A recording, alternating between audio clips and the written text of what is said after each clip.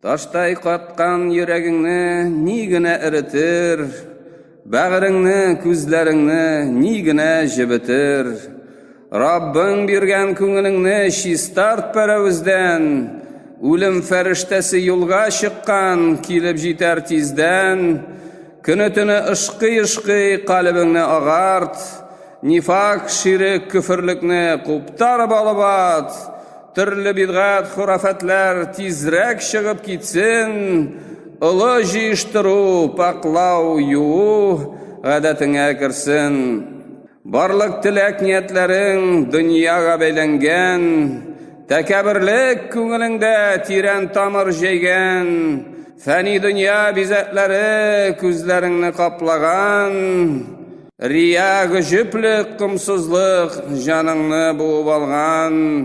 Көне-төне дөнья куып, былай яшәп булмый, ахирәт янчыгында җил давыллар уйный. Бу дөньяда яшәгәндә әйе, һәммәсе дә кирәк, ләкин онытма син, иң мөһиме ул сәламәт йөрәк.